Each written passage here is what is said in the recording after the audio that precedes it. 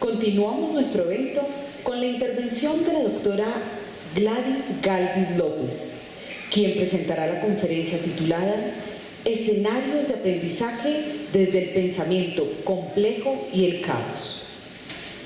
Gladys Galvis López, doctora en educación con especialidad en mediación pedagógica, Universidad de La Salle, Costa Rica. Magíster en educación, Universidad Santo Tomás.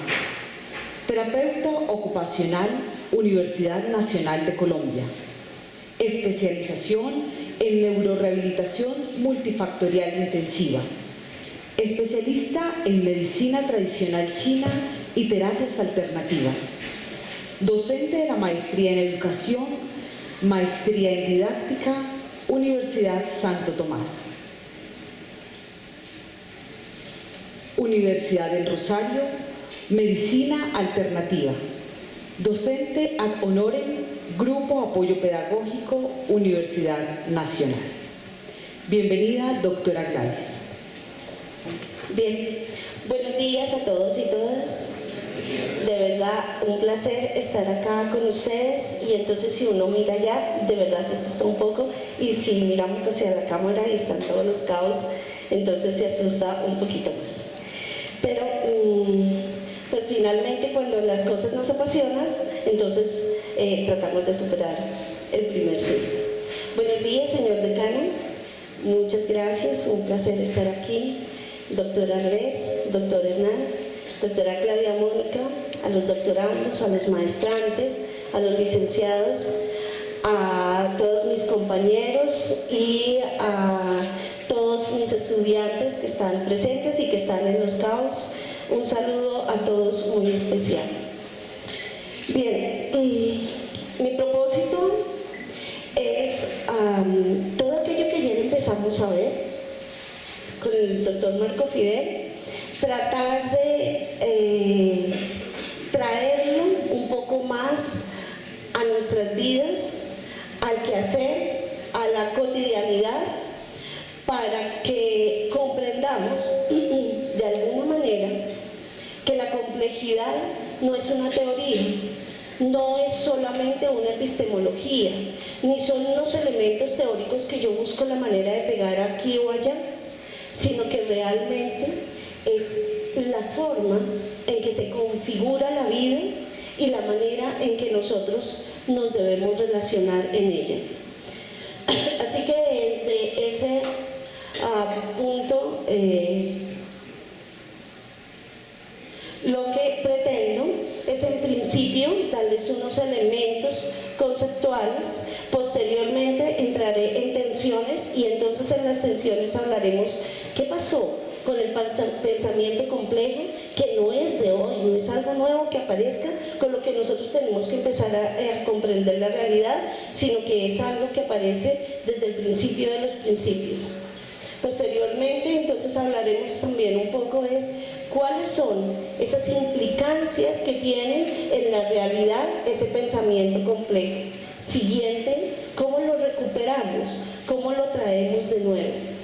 Finalmente, un elemento importante y es cómo desde nosotros comprender ese escenario, llevarlo a los escenarios de aprendizaje para poder cambiar el lente con que miramos.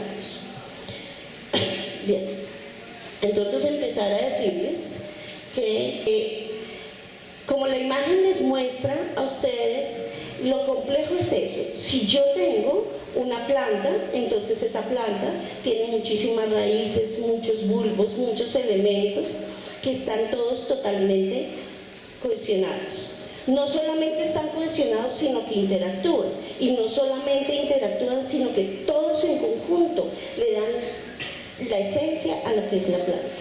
En algún momento nosotros podemos tomar uno de esos bulbos y llevarlo a otro sitio y entonces lo siembro. Allí cuando lo coloco, entonces él empieza a autoorganizarse de alguna manera que permita que nuevamente vaya a surgir una planta. Lo importante es que ella nunca olvidará a quién está conectada, que fue aquella primera planta, de donde salió. Pero otra manera de mostrárselos es así. Este es un huipil de Guatemala y contarles cómo es que se teje. Entonces existe en principio un ordimbre que se hace en un telar. Ese ordimbre siempre va muy tensionado, pero sobre ese ordimbre y esa tensión empezamos a tejer.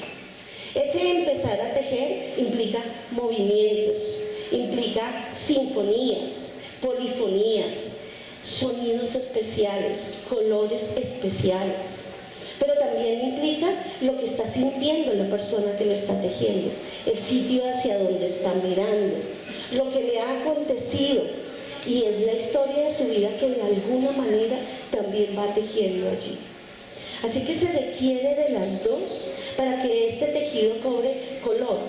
Cuando todo este movimiento se da, cuando todo este entramado se da, entonces allí obtenemos algo que es como lo que vemos allí, ningún igual, no existen dos iguales, como nuestras mochilas Wayun, no existen dos iguales, cada uno tiene la esencia de quien lo está haciendo, pero lo importante es eso, todos los elementos que se conjugan para poderse entramar, y entonces en ese entramado yo poder el resultado de lo que permanentemente estoy haciendo.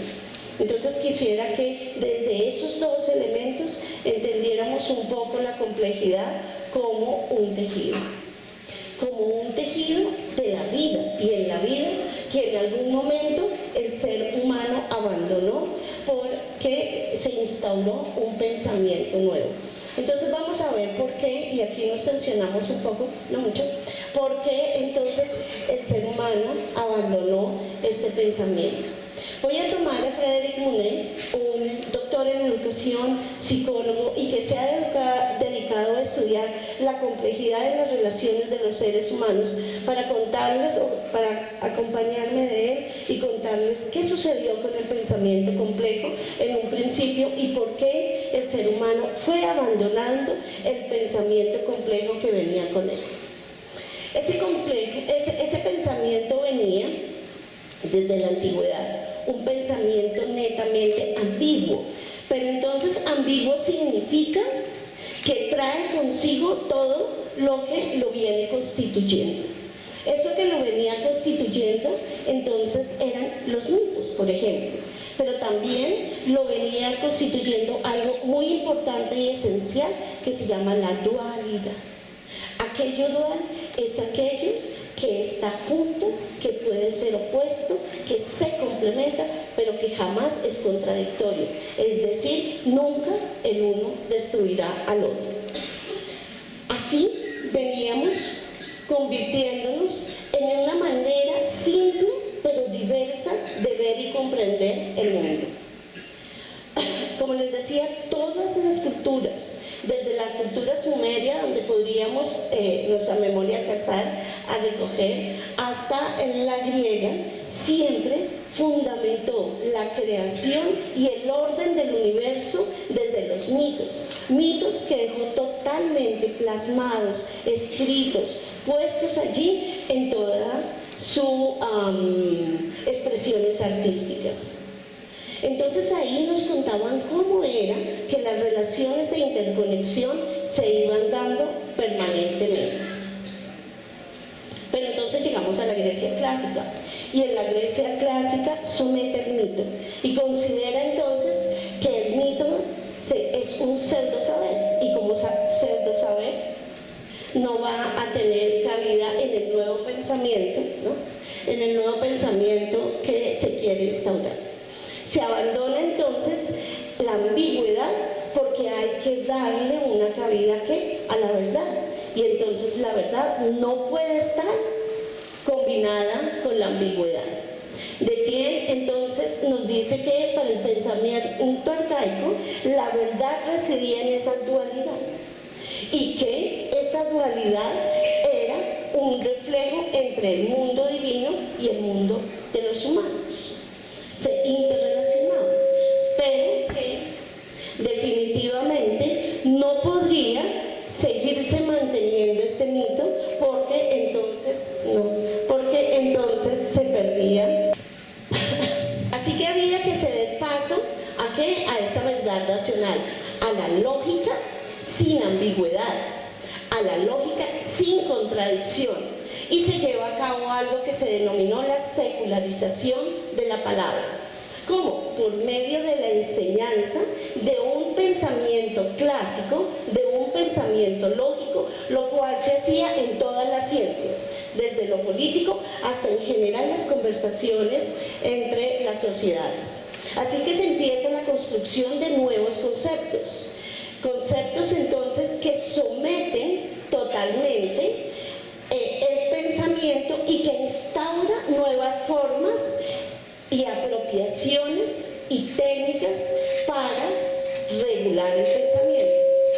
La forma en que debía de construirse el nuevo pensamiento que tendría que dar como resultado algo que hoy conocemos como el pensamiento racional. Colin considera que uno de los elementos esenciales, pues por supuesto, es el lenguaje y la escritura. Entonces, por medio de ese lenguaje y la escritura, se destruye totalmente ese saber ambiguo y se conduce a un pensamiento abstracto, racional y totalmente discursivo. De ahí en adelante el impulso cognitivo entonces dejó de necesitar el enfrentamiento con los dioses para poder dar una construcción y solamente se necesitaba que un hombre se enfrentara con otro dialécticamente, en el cual el que tuviese el mejor discurso y el que tuviese un pensamiento más exacto, entonces ganaba aquella batalla y ahí ese era el pensamiento que iba a prevalecer. Eso fue la desacralización de la palabra que trabajó o de la cual nos habla Colin. Y quien más lo realizaron y quienes más auge le dieron a ello, pues fue Gorgias y Platón. Pero Gadamer nos habla también del hecho de que el trasfondo epistemológico de la complejidad se abandona en Grecia justo entonces cuando la razón se convierte en la rectora de todo el conocimiento.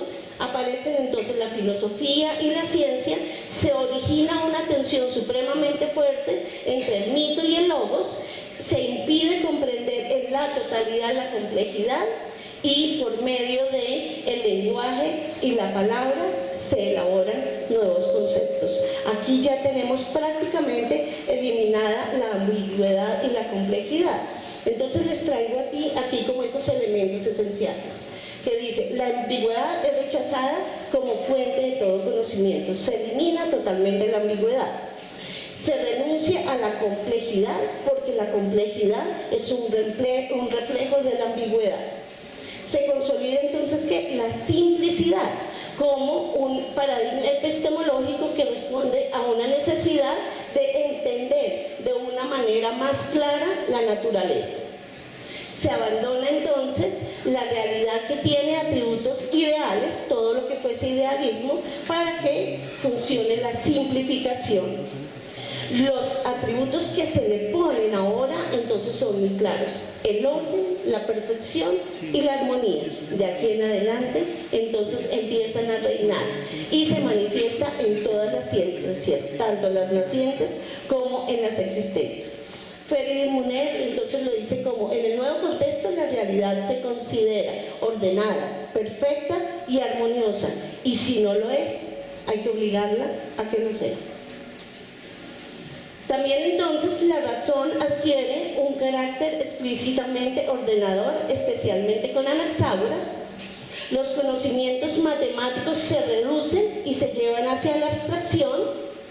La medicina, entonces, que era un saber también mágico, de alguna manera, se ordena y se lleva hacia un corpus hipocrático. Eso no ha cambiado. Un compañero me decía, uno se agarra de donde más tiene tela, entonces yo les hablo de salud porque de ahí tengo alguna tela para cortar.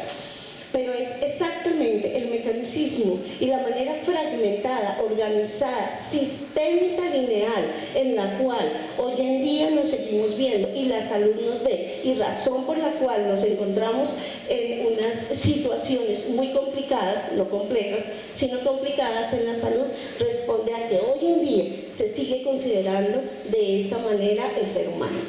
Muy bien. Hay una simplificación de la realidad mediante procedimientos epistemológicos y se ordena el conocimiento.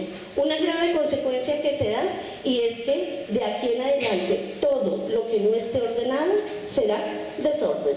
Y finalmente, si existe desorden, hay algo que hay que hacer y es o ordenarlo o eliminarlo.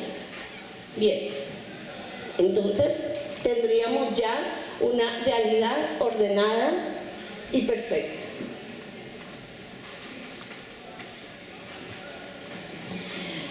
Lo blanco es perfecto, ¿no? Lo bueno o lo bello, lo justo o lo verdadero, y el conocimiento tiene que estar impregnado de esto.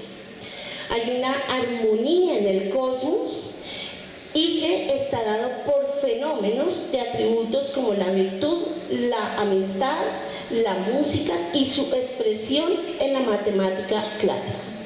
El idealismo platónico entonces plasma ese fundamento epistemológico en la necesidad de que todas las ciencias se desarrollen hacia esta formalidad.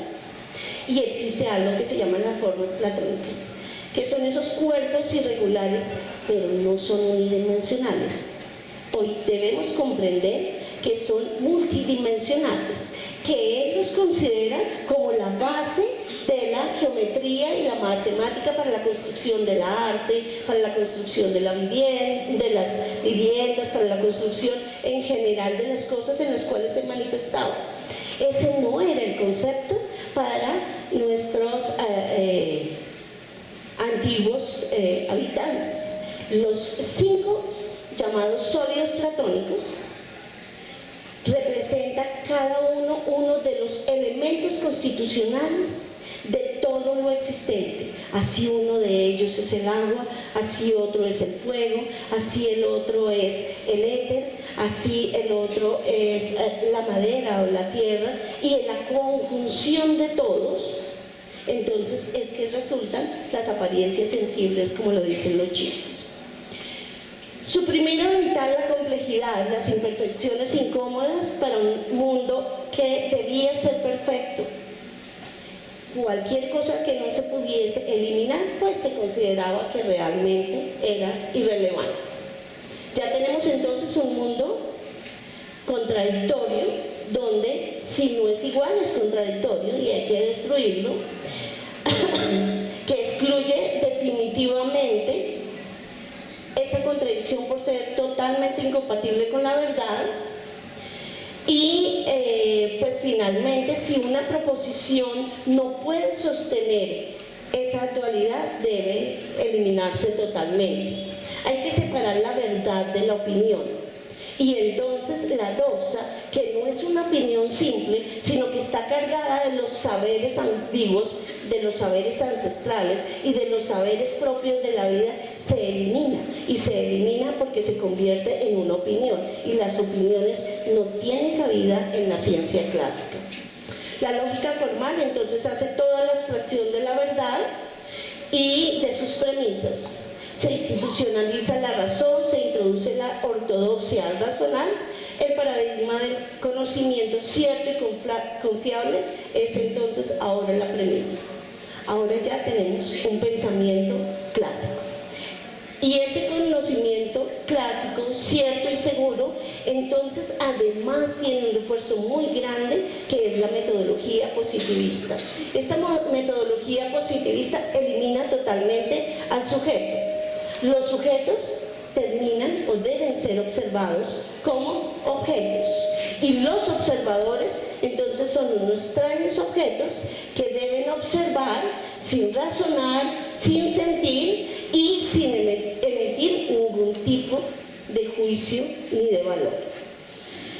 Todo esto entonces nos asegura la ciencia, que fuertemente se arraigó en el siglo XIX, pero que hoy en día continúa presente entre nosotros.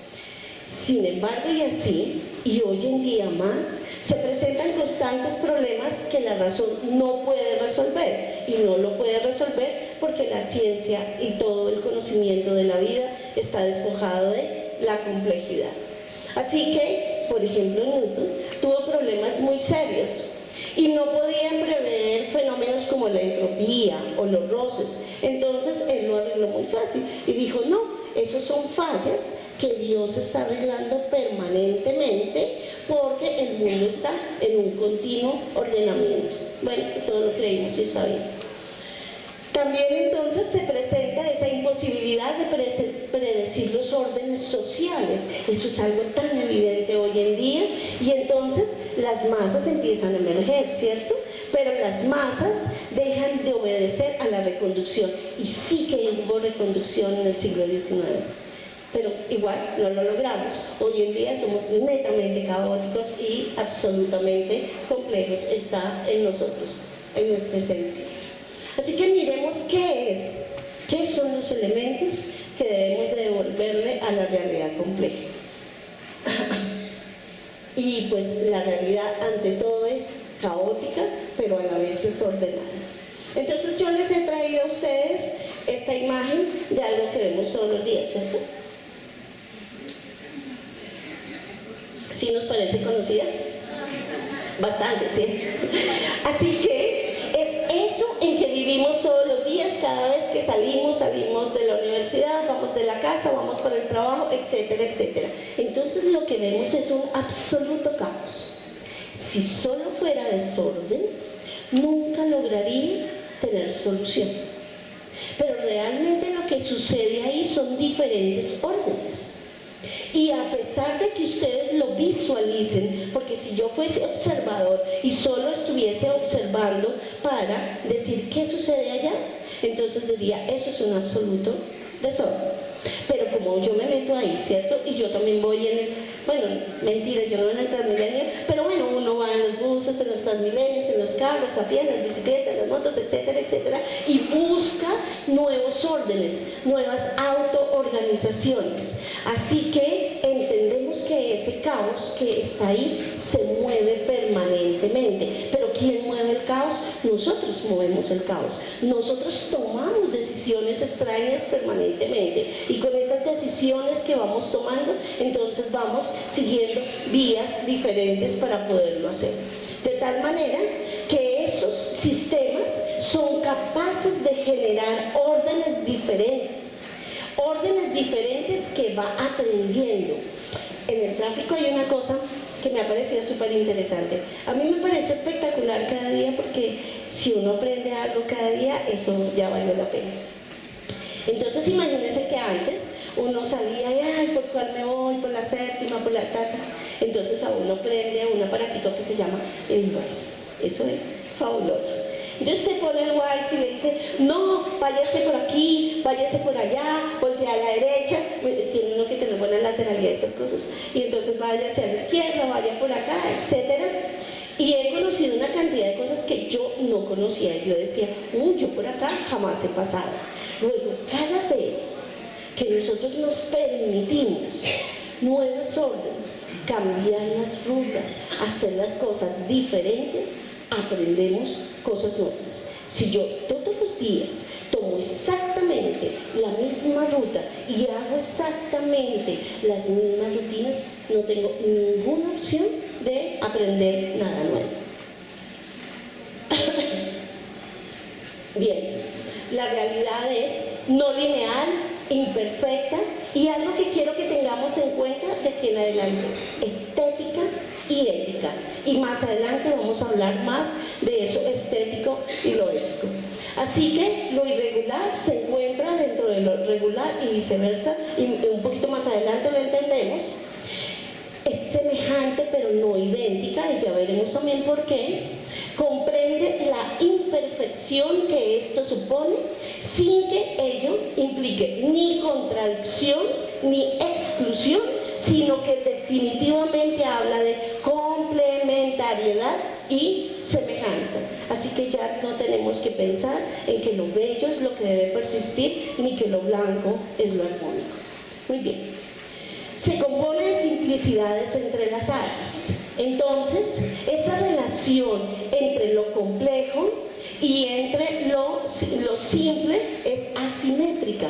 Quiere decir que lo grande, y entonces les traje esa imagen, por eso, si yo con esto, ay sí, Lo grande es toda la complejidad. Pero cada uno de esos pequeños elementicos que ustedes ven ahí es simple. Si yo tomo la flor y le quito un pétalo, puede ser muy simple. Pero todos juntos allí y conforman la complejidad, pues deja de ser simple. La complejidad está conformada por pequeños espacios lineales y no lo contrario. Y eso se los digo, perdonen ustedes la sinceridad, cuando escriben en sus documentos y empiezan a meter las palabras. Lo complejo, la autoorganización, lo sistémico y lo sistémico complejo. Oigan, no se trata de que yo a la complejidad le meta 3 rayoncitos curvos y entonces diga, esto es complejidad. Es que la complejidad se descubre. Y se descubre, ¿por qué? Porque está ahí en la vida. Me meto yo, percibo la vida y entonces la comprendo. Ya les conté que nos habían puesto unas gafas que nos impedían ver la realidad en la que permanentemente habitamos. Eso es como si yo les digo, hey, vamos a ver ese paisaje, ¿cierto? Entonces nos vamos a ver ese paisaje, pero vas a verlo con estas gafas grises. Y yo empiezo a decirte, no, mira, y entonces los pájaros de colores, y las flores, y los árboles, y el río, y mira esos colores tan maravillosos. Yo lo veo todo gris. No, mira, está lleno de colores. No, lo sigo viendo gris. ¿Sí me entiendes? Solo hasta que se quite las gafas y decida verlo, lo va a ver. Y solo lo va a poder ver a través de sus propios ojos. No espere verlo a través de los ojos de los otros, porque no es simplemente una teoría, es una forma de comprender las realidades que habitualmente, que permanentemente, que vivimos porque está en la vida. No es una teoría que nos tengamos que aprender. Es una manera diferente de vivir que está rescatando a nuestros ancestros que nos enseñaron otras maneras diferentes y que hoy en día se hacen esenciales porque no estamos en caos, sino en desorden. Los caos que aparecen nos permiten nuevos órdenes. Si solo comprendemos la linealidad, tendríamos que volver a unas tendencias en las cuales volveríamos a encajonar todo. Pero si comprendemos que hay formas diversas de interrelacionarnos, entonces podríamos comprender que si nos quitamos las gafas, podemos ver los colores a través de nuestros propios ojos y no la historia que nos vienen contando. Bien. La complejidad entonces, es borrosa y a la vez es contradictoria. Y entonces el hecho de ser borrosa no significa que pierda sus límites. Ellos están difuminados, pero tiene nitidez, sigue conservando sus límites. Y la contradicción, entre más borrosa sea, más compleja es esa realidad. Entonces les voy a poner ejemplos. Sí, mis estudiantes que me conocen saben que les pongo esos ejemplos así. Hay tapetes con ellos, pero bueno. Entonces, usted cuando está en la casa, cada uno de ustedes es una unidad, ¿cierto? Esas unidades se relacionan, pueden ir a una fiesta, pueden comer todos juntos, pueden hacer muchas cosas juntas y están muy uniditos, pero eso no significa que pierdan su límite y que pierdan su identidad. ¿Sí me lo están comprendiendo ahí? ¿Sí? De la misma manera, entonces, existe ahí el papá y la mamá, digamos que es el juego del papá y la mamá, y entonces duermen juntos en la misma cama, muy cerquita, pero eso no les quita su identidad, no les borra sus límites, pero siempre están juntos. Esa es una mala creencia que nosotros tenemos, que si nos juntamos nos confundimos. No nos confundimos. Si nos juntamos nos relacionamos, y si nos relacionamos nos comprendemos de otras maneras. La realidad es fractal e irregular a la vez. Son formas diferentes que asume la naturaleza para su creación. Entonces, hace un ratico les dije algo como que la matemática fue sometida a un saber netamente racional. Y ahí teníamos algo espectacular que era el pi. ¿Recuerdan el número pi? 3, ¿qué? 14, 16. Lo mejor era aproximarlo, porque es que toda esa manada de números de ahí para adelante. Entonces resulta que ese numerito pi tan especial se encuentra en algo que se llama la serie de Fibonacci, y esa serie de Fibonacci es el parámetro, el elemento esencial que utiliza la complejidad y el caos para cada una de las creaciones. ¿Qué significa? Que en cada uno de esos numeritos infinitos, porque la vida es infinita, aparece o está el código de cada una de esas creaciones. Eso lo descubrió Mandelbrot. Entonces nos dijo algo: no, mire, eso es mentira, que usted diga, yo entonces me paro aquí, hago esta escala y entonces este litoral mide 50 metros. No, vaya, mídalo con un metro flexible. Cada uno de los elementos que entra y sale, cada saliente, cada curvita, y entonces se da cuenta que todo es absolutamente infinito, y eso nos hace iguales. ¿Iguales por qué? Por infinitos. Entonces Mandelbrot encontró esto que decía: las nubes no son esféricas, ni las montañas cónicas, ni las costas son circulares, y por supuesto el rayo no es rectilíneo. Entonces encontró que esto sucedía era porque yo sobreponía la semejanza. Y voy a tratar de explicarles ese cuento de la semejanza. Entonces yo estoy acá frente a un espejo, ¿cierto? Y entonces los chicos se vuelven la selfie, entonces pone acá, y toman la selfie. Entonces en este momento ya tengo 3 semejantes. Yo, el que está en el espejo, y quien está en la cámara, ¿cierto? Todos esos semejantes en movimiento, en colores, en polifonías, son los que forman o los que constituyen la corporeidad. Todos ellos se juntan, se suman para hacer una manifestación material.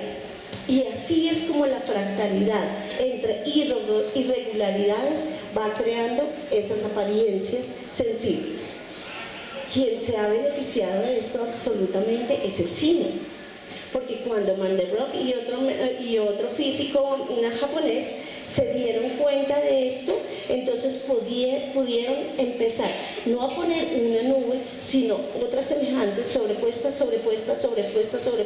hasta que podía conformar una verdadera nube. Y así se hicieron las montañas que vemos tan perfectas, y hoy en día ya casi nada es de allá, de afuera, sino que todo lo hacen en todas esas pantallas, porque gracias a eso descubrieron que todo lo que había que hacer eran figuras semejantes, sobrepuestas, y allí encontrábamos entonces la verdadera figura total. Entonces el fractal lo encontramos como eso, un patrón geométrico que se autorreplica infinitamente, que es semejante pero nunca es igual. Nosotros podemos ser semejantes entre todos, pero no somos iguales, porque ocupamos un sitio, y ese sitio no se reemplaza. ¿Bien?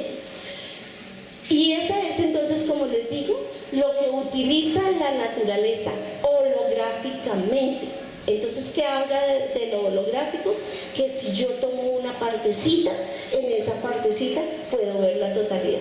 Yo el chiste que les digo a mis estudiantes, claro, porque si vinieran los extraterrestres no tienen que llevarse toda la universidad, con uno que se lleve ya conocen absolutamente todo.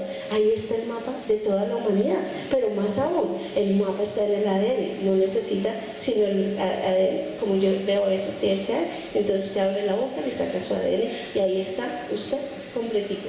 No una parte de usted, sino su unidad, que es capaz de ¿qué? De replicar totalmente la información, porque la energía solo lleva información de quién es usted, de todos sus antepasados, enfermedades, historia y todo lo demás. Bien. La realidad se compone de sensibilidades que creamos y asumimos como establecidas, y entonces yo decía, y hay una historia para contarles, hay alguien que en algún momento dijo, me voy a ir a trabajar a Medellín, y yo, bueno, ok, vete a trabajar a Medellín. Entonces luego viene y dice, no, ¿sabes qué? Estoy aburrida, yo no quiero trabajar en Medellín, eso no me gusta, estoy así, estoy que eso. Bueno, pues ya fuiste, probaste, no te gustó, entonces pues devuélvete y buscas otras cosas. No, porque eso es un fracaso. ¿Y por qué es un fracaso? Entonces, claro, porque uno tiene que cumplir con las cosas que decide que va a hacer. O sea que va a vivir mal porque un día decidió que tenía que cumplir con las cosas que había decidido en algún momento, porque de lo contrario era un fracaso. ¿Y quién piensa que es fracaso? Pues los demás. Y entonces uno ahí se pregunta, ¿cómo así que los demás? Eso no es cierto. Yo pienso que soy fracasada, y si yo pienso que soy fracasada, esa es mi hipersensibilidad, ¿sí? Y esa es la manera en que yo establezco e instauro mi complejidad, y entonces mi complejidad será pues fracasada. Pero eso lo decido yo, eso no lo deciden los demás. Yo decido cómo quiero que me vean. Así hablamos entonces de tendencias. Entonces podemos tener tendencias fracasadas, tendencias al sufrimiento, tendencias a la creatividad, tendencias al amor, tendencias al odio, etcétera, etcétera, etcétera. Y todas las tendencias que ustedes quieran. Se me toma el pelo a veces. La complejidad entonces tiene unas interacciones, yo las llamo interacciones, no son elementos ni compuestos conceptuales, ni elementos conceptuales, yo los llamo interacciones y son esenciales para que la comprendamos. El primero, el principio holístico. ¿Qué nos dice el holismo? Nos dice que es una posición epistemológica que dice que el todo es mucho más que las partes, pero que ver el todo no limita a ver las particularidades. Es decir, porque yo esté viendo el todo, no quiere decir que no vea cada una de esas unidades que lo componen. Pero que tengo que tener en cuenta que no está compuesto de partes, sino de unidades. Y que lo que yo miro no es una parte de la sociedad, sino una unidad de la sociedad cuando estoy mirando, o una unidad de la familia, un elemento de la familia, o una unidad. Pero esto es mucho más, va muchísimo más allá que eso. Aquí dice, nuestro ADN es menos humano de lo que pensábamos.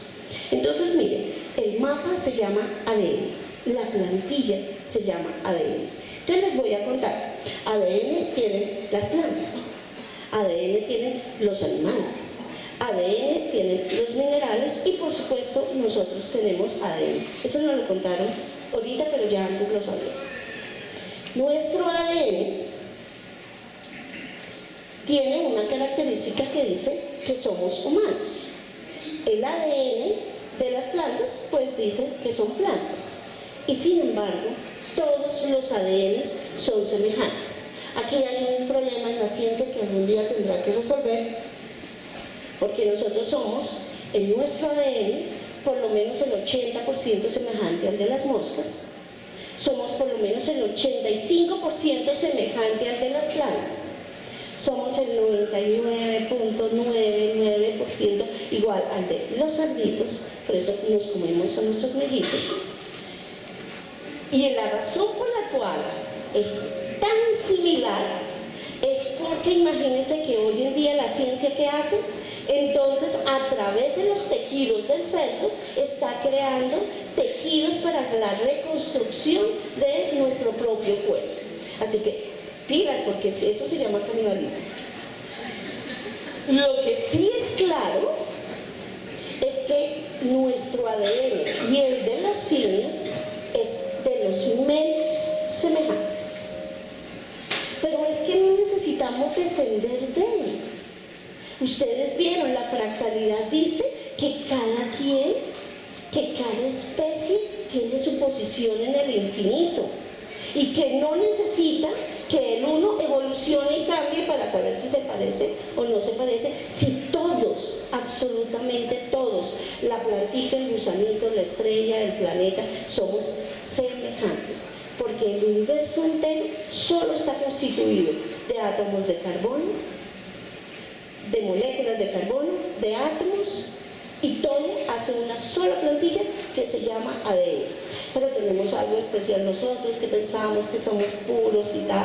Lo demás, en nosotros crecen otros especímenes. Entonces tenemos bacterias, entonces tenemos microbios, entonces tenemos flora intestinal, y ellos no son humanos. tienen otro ADN diferente y viven dentro de nosotros. Así que tenemos que pensar que nuestro ADN no es netamente humano tampoco, pero que además es compatible con todo. Pero ¿qué es esto tan importante? Es que si yo comprendo la semejanza, allí se encuentra lo ético. Si yo entiendo que yo soy semejante, pero que además yo soy el ser esencial de la vida, porque si yo no estoy, la vida no existe. Existirá la tuya y la tuya y la tuya, pero la mía no existe. Luego, el ser más importante de la vida soy yo. Y hay algo que nos dice que si yo comprendo que soy el ser más importante y que en mí lo que prevalece es el amor, por mis semejantes lo único que puedo sentir es amor. Lo ético está en esa comprensión, en la comprensión de que todos somos semejantes. Eso lo hablaba la religión, ¿cierto? Y decía, ama al otro como te amas también a ti mismo. Lo que pasa es que en algún momento nos desvirtuaron eso y teníamos que aparentar ser para que el otro pensara que sí era, a pesar de que yo no lo fuera. Y entonces hoy nos dicen, no, usted sea, porque en la medida en que usted sea, tiene esa convicción de que el otro también es, porque es semejante. Y si el otro es como yo, pues yo no voy a dañar al otro. Así que la complejidad, al ser holista, es absolutamente ética. Y al venir de la fractalidad es totalmente estética. Y no hablamos ni de los bonitos, ni de los feos, ni de los blancos, ni de los negros. Esto entonces hace que nos podamos relacionar con todo lo existente, por supuesto, con la especie, con el universo, y es la trascendencia que nos lleva a un sentido de espiritualidad. El sentido de espiritualidad del que habla la complejidad se llama conectividad. La manera en que yo me conecto con todos, desde el principio del amor, que comprendo en mí mismo y que soy capaz de comprender hacia todos los demás. La autoorganización, eso es algo hermoso. Nosotros hablábamos del autoorganizativo, de la autoorganización, de lo sistémico, de lo complejo, etc. Entonces vamos a entenderlo desde donde viene. La autoorganización significa que los sistemas encuentran una manera en la cual se ordenan, pero que esa manera en que se ordenan tiene una razón de ser. Y que esa razón de ser es porque queda muchísimo más fácil realizar determinadas acciones. Así, por ejemplo, el agua cambia su oleaje, el mar cambia su oleaje de acuerdo a las corrientes y a la marea. Las aves, entonces, cuando tienen que migrar, buscan las mejores conformaciones para poder ir en esas corrientes de aire y que les quede muchísimo más fácil llegar a sus destinos, ¿cierto? Y entonces decíamos, uy, el patriota que va adelante llevando a todas las otras avecitas. Eso no es cierto. Hay uno que asume el liderazgo, y ese que asume el liderazgo, entonces llega un momento en que va de últimas, porque se cansó, entonces los demás lo llevan y otro asume el liderazgo, y cuando ese se cansa nuevamente se rota y otro asume el liderazgo. ¿Eso qué significa? Que se autoorganizan en el liderazgo y no están compitiendo. Pero eso lo hace toda la naturaleza. Los que tenemos dificultad con eso, pues ya saben quiénes somos, ¿no es cierto? Entonces, esas maneras en que se autoorganiza es una tendencia. Y entonces si hace esta formita de acá, es una tendencia. Las neuronas tienen tendencias para organizarse de acuerdo a las acciones que necesita y de acuerdo a lo que está haciendo. Entonces son formas en que se organizan, tendencias pensadas colectivamente. ¿Para qué? Para el bienestar, no de uno, no porque yo voy a ser el líder, sino porque de esa manera todo el sistema se nutre y todo el sistema va saliendo adelante. Un sistema en el cual se reconoce que cada quien tiene una habilidad diferente y que esa habilidad diferente es muy importante. Y ese es uno de los problemas que tenemos cuando ustedes trabajan en grupo sus investigaciones o sus trabajos o lo que sea. Siempre pienso que tiene que haber uno que ordena y pone todo en organización y los demás tienen que cumplir lo que está pidiendo. sin detallarse un momento a mirar cuáles son las cualidades y características de cada una de esas unidades. Y pensar que está también el que sabe buscar, como el que sabe escribir, como el que sabe hablar y como el que los hace reír, porque eso también es importante. Lo que tenemos es que reconocer, ¿se acuerdan? El asunto de reconocer. Muy bien. Todo, absolutamente todo, se autoorganiza. Y habla de algo importante, que es la inteligencia colectiva. Miren que esa inteligencia colectiva se da porque se requiere la ayuda. De tal punto que, por ejemplo, las células hacen algún tipo de autoorganización para poder ayudar a una célula que se está quedando. Mira que, por ejemplo, los árboles hacen algo muy importante, y es que se hicieron los experimentos y alguien llegaba y le quitaba todas las hojas a un arbolito de un bosquecito. Y entonces, después de que sucedió eso, todos los árboles empezaron a secretar la misma savia que estaba secretando el árbol al que le habían quitado todas las hojitas, y que lo hacía para poderse defender de todo lo que lo pudiera atacar. Pero todos los demás secretaban esa savia, y se encuentra la manera en que le envían de la misma a ese árbol que está en ese momento como totalmente desprotegido, para que él vuelva a salir adelante. Esa es la verdadera autoorganización. No es aquella en que alguien coge un liderazgo y dice, yo soy, sino que es aquella en la cual se pueden organizar de tal manera que dice, todos somos. Y todos estamos cumpliendo el propósito que necesitamos cumplir. Pero ¿por qué a veces no funciona? Debe ser que uno no lo sabe mover. Entonces vienen todos esos patrones de autoorganización, que no solamente es por la manera en que yo hago y me organizo con los demás, sino en la manera en que las características se organizan en mí, y la manera en que esas características que se organizan en mí me va a dar una corporalidad. Es decir, existe una manera en que se organizan las coles para hacer coles, una manera en que los brócolis se organizan para hacer brócolis, en que las arenas se organizan para formar sus movimientos. Todo esto es un proceso de actividad constante que involucra un tipo de cognición, pero nosotros tenemos un mal concepto de cognición.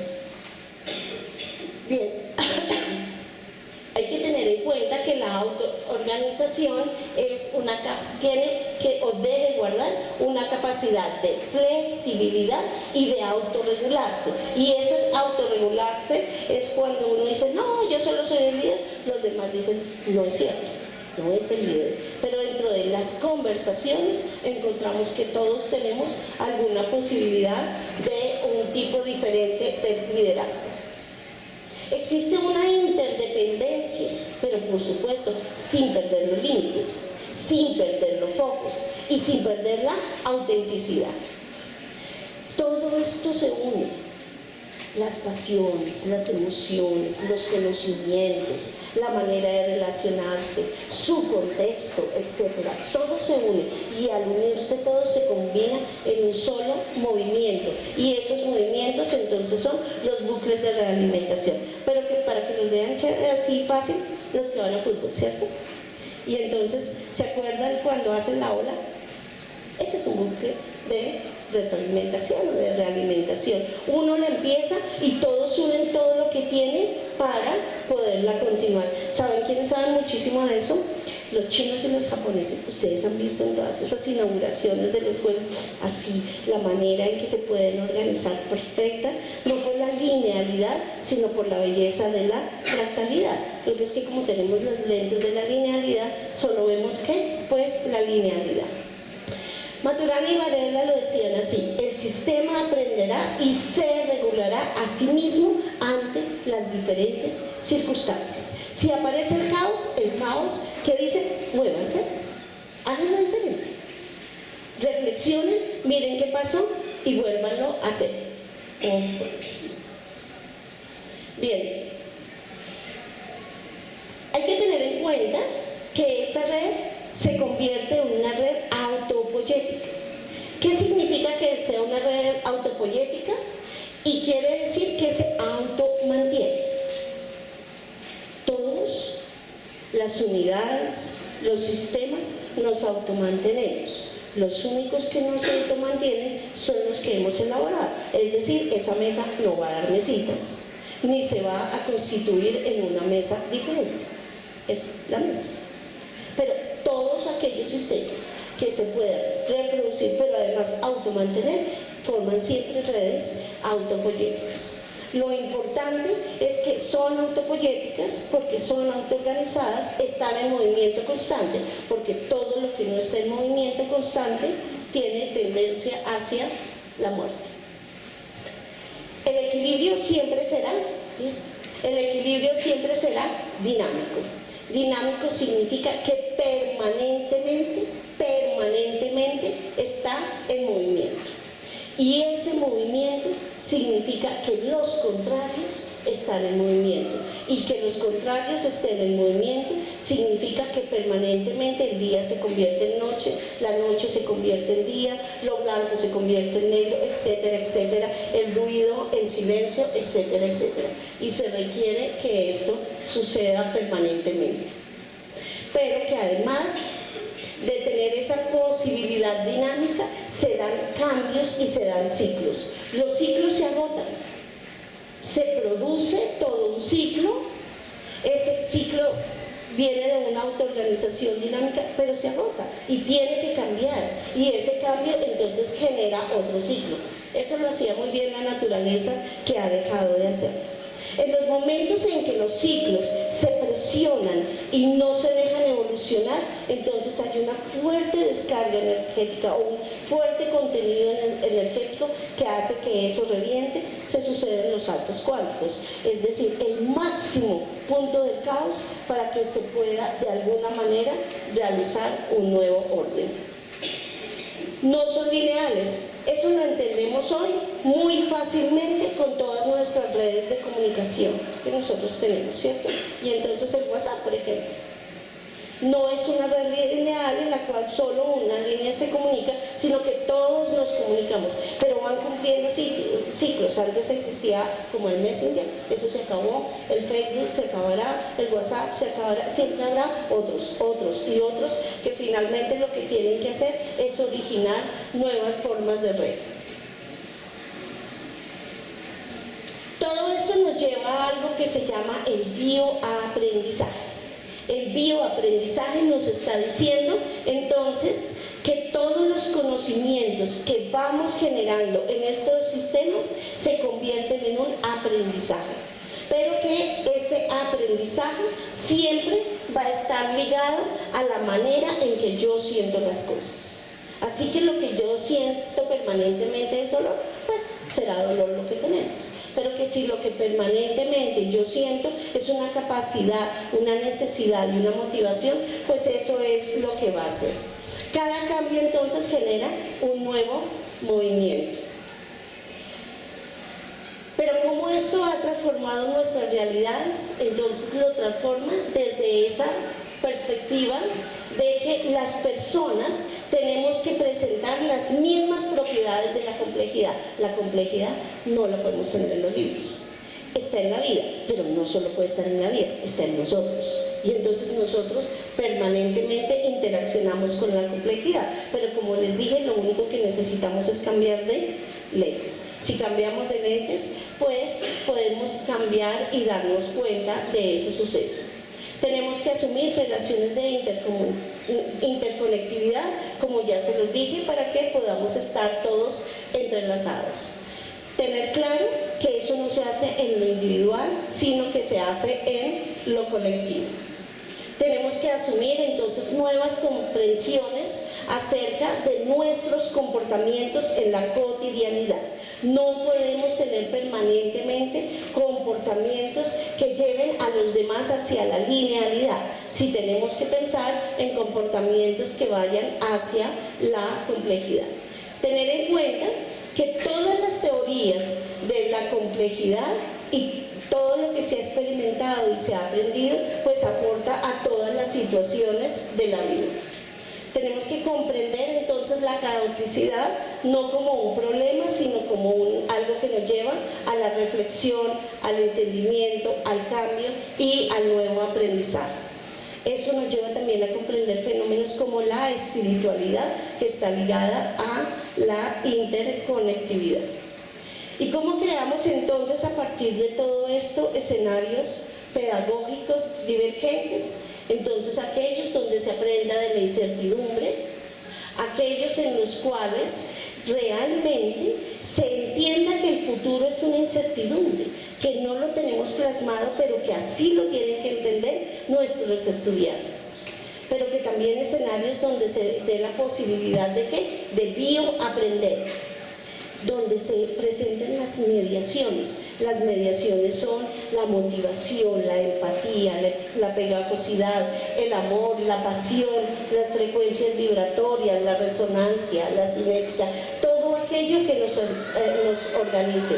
Esa mediación es la que permite que se den todas esas posibilidades de aprendizaje y que se conecte la vida con ¿qué? Con lo observado, con lo sentido, y así se ve lo aprendido.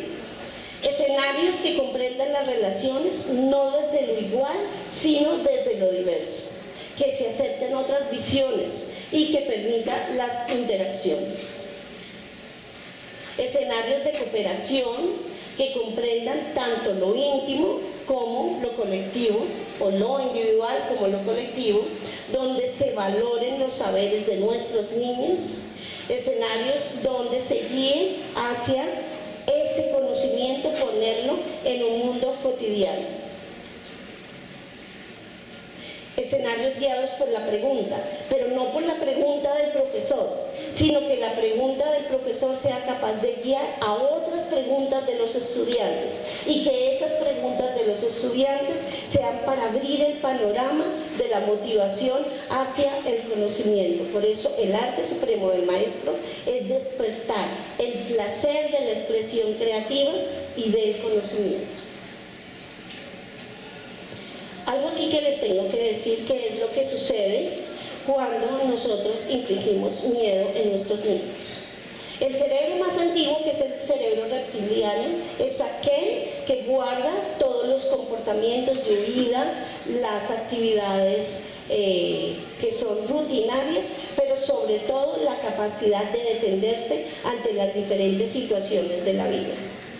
Cuando esas situaciones de la vida se convierten o se representan como un miedo latente, entonces el cerebro apaga todos los demás elementos, pero sobre todo apaga la corteza prefrontal, que es aquella que adquiere los nuevos conocimientos. Y entonces, ¿qué hace? Saca todo aquello que significa la manera de defenderse. Cuando yo le hago ese examen al niño, en el cual lo que hace es asustarse, y yo le digo, qué bien, si ve, se asusta porque no estudió, él entiende que está bien, estaré asustado. Y lo único que tiene que hacer en ese momento es defenderse. Su corteza prefrontal no está funcionando, ni su cerebro de recuerdo está funcionando. Lo único que está funcionando son los mecanismos para defenderse. Esos mecanismos para defenderse son los que van a contestar el examen. Por eso, posteriormente, cuando vuelvo a escuchar las preguntas, pero yo me lo sabía, claro, yo me lo sabía, pero más de la mitad de mi cerebro estaba apagado y en ese momento solamente estaba funcionando la parte del cerebro que se estaba defendiendo. Un doctor, Sugata Mitra, que se ganó el premio TED 2013 y está haciendo una cantidad de trabajo con los niños y explorando con los niños, decía, eso estaba muy bien cuando se necesitaba que en la época de los imperios se metieran en las trincheras y se defendieran, pero pues la época de los imperios se acabó y para nosotros decimos pues que la época de la guerra también se acabó, y como se acabó la época de la guerra, pues tenemos que vivir, son escenarios no de miedo, sino escenarios de curiosidad y de convivencia, y escenarios en lo que prevalezca que lo importante es comprender esa autoorganización y esa variabilidad. Que se creen escenarios pedagógicos divergentes, pero que estén encaminados hacia los niños del futuro. Es que nosotros no estamos formando niños para el pasado ni para el presente, sino para el futuro. y tenemos que tener en cuenta que el futuro es diferente a lo que tenemos hoy y a lo que tuvimos antes. Pero eso implica que nosotros, como maestros, primero liberemos nuestros pensamientos. Finalmente, a la pregunta, ¿dónde comienza la paz? Entonces la paz comienza conmigo y nada más, pues todos somos uno y todo ocurre desde dentro. La autoidentidad, el autorreconocimiento y la autoorganización son la llave. Debemos permitir que abran las puertas del entendimiento y la realidad que vivimos a la habitualidad. La experiencia nos enseña permanentemente que es mucho más lo que desconocemos que lo que sabemos. También que muchas veces es más interesante el camino que el destino final y que lo verdaderamente revolucionario empieza con un "pero qué curioso". No podemos olvidar que somos seres fractales, éticos y estéticos. Lo que nos liga siempre es el amor. La mediación entonces son todas aquellas cosas, formas y situaciones en que nos motivamos por la vida y, claro está, por aprender.